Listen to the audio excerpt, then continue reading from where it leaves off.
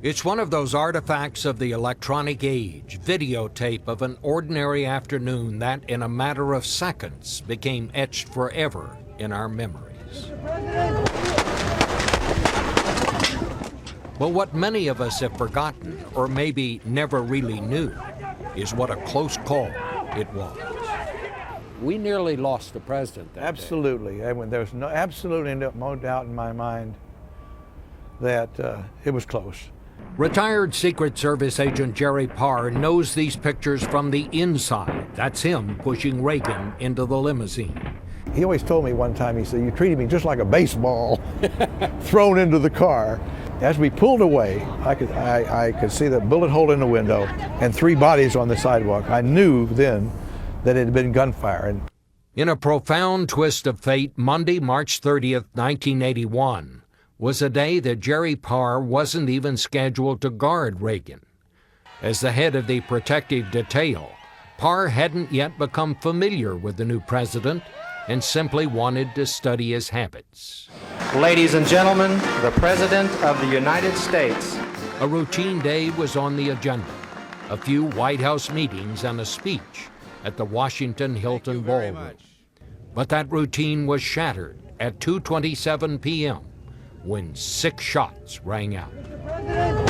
The first shot, the first thing that you see, the first yell, the first scream, the first violence, you go into action. You were operating on more than well, it wasn't training, it was instinct too. Yeah, instinct, intuition, a combination of both maybe, and all the training and all the facts. I wasn't afraid of him to handle his body like that. In other words, I think when you're a young agent, you're reluctant to do anything. You're touch him, grab him, or do something with him. But I wasn't, and so it just happened to be that day for me. I hoped that it had never come because of what happened with Kennedy. The President's car is now turning onto Elm Street, and it will be only a matter of minutes before he arrives at the trademark. The 1963 assassination of John F. Kennedy was still fresh in the minds of the Secret Service, and in its wake there had been a string of violence. The shootings of Martin Luther King Jr., Robert F. Kennedy, Governor George Wallace, and 2 assassination attempts on Gerald Ford. 2 decades of gunfire that had taught the Secret Service one lesson above all: move fast. If Jerry Parr was a split second slower, he would have gotten it in the head. If you looked at the angle that he was going at, it would have hit Reagan in the head. At this moment, Washington Post reporter Del Quentin Wilbur has written a new book that discloses heretofore unknown details of that day. It takes its title from Reagan's Secret Service code name, Rawhide. Rawhide is okay. Follow up. Rawhide is okay. Wilbur petitioned the Secret Service to release these audio recordings of radio calls from the president's limo. You want to go to the hospital or back to the White House? We're going to Crown. you hear it, they're so calm. And I think that's the training, the discipline that the Secret Service put into those guys. From the first shot to the door being shut is about 3 or 4 seconds. And then in about 6 or 7 seconds, we've started moving. Because I told the driver, move out. As the armored vehicle raced across Washington, Agent Jerry Parr's mind was racing too. Could this have been a so-called decapitation strike by the Soviets? Were other gunmen still waiting in ambush?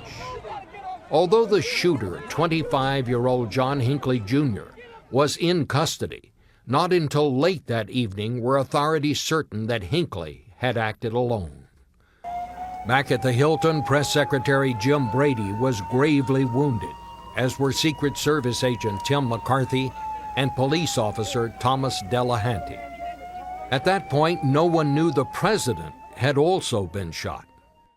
So my job then was to see if he'd really been hit. And so what I did then, I ran my hands up under his coat, around his belt line, and I started working up in the armpit area, up in the back of his neck, through his hair and everything. And I didn't see any blood at all. But about DuPont Circle, or maybe just under DuPont Circle, he started spitting up this blood, profuse amounts of red, bright red, frothy blood. And I thought, well, what would have caused that? Maybe landing on top of him cracked a rib. Maybe it punctured a lung. That was when Parr made the single most important decision of the day. Roger, we want to go to the emergency room, George Washington. Forget the White House, get to a hospital. By chance, the closest hospital was on the campus of George Washington University, a hospital that had a dedicated team of trauma doctors and nurses standing by, something few other hospitals had in those days. When I walked down the emergency room, we have to be in stat page to go down there. I had no clue why they wanted me. And I saw all these strange people around, you know, with the earplugs in and everything like that. And I said, what are these people all doing here? I walked in and there he was on the gurney, stark naked. 5 years earlier, when Dr. Joe Giordano had taken over trauma care at George Washington, its importance was only beginning to be appreciated. The surgeons were returning from Vietnam. And the first thing they noticed was that, gee, in the field, they had everything they needed for resuscitation of a trauma patient, and the patients did very, very well. They came back to the United States, and it was a disaster. Emergency rooms did not have experienced personnel seeing patients. Giordano believes the decision to bring Reagan straight to a modern trauma facility made all the difference. And we knew he lost about 40–50% of his blood volume with a minimal blood pressure. He was 70 years old. I think that would have been a very critical issue if he had not gone directly to GW. Back at the White House, uncertainty was the enemy. Secretary of State Al Haig famously created confusion about who was running the country. As of now, I am in control here in the White House. Reagan's top advisors had by then gathered at the hospital, eager to retake control of the situation. And as doctors began treating the president, not only did his vital signs bounce back, so did his sense of humor. When we took him to the operating room, he looked up at me and he said, I hope you all are Republicans. And I said, today we're all Republicans, Mr. President. Presidential aide Lynn Nofziger lost no time sharing Reagan's joke with the rest of the world. He said to the doctors in the operating room, I hope you're all Republicans.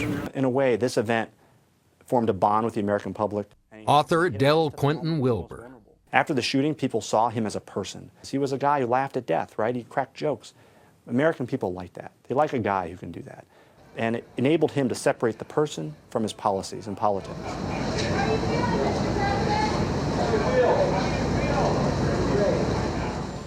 The combination of skillful message control and Reagan's rapid medical recovery was a game changer for his presidency. Mr. Speaker, the President of the United States. Appearing only a month later before a joint session of Congress, it was clear Ronald Reagan was back on track. You wouldn't want to talk me into an encore, would you? He got a lot of benefit down the road. Iran-Contra, the other controversies may have sunk another presidency, but they didn't sink his, and I'm convinced it's because the people of America got a rare glimpse at someone without the facade on. Remember, he had the most scripted presidency, and this was its most unscripted day. An awful day to be sure, but one that came to define the legacy of Ronald Reagan.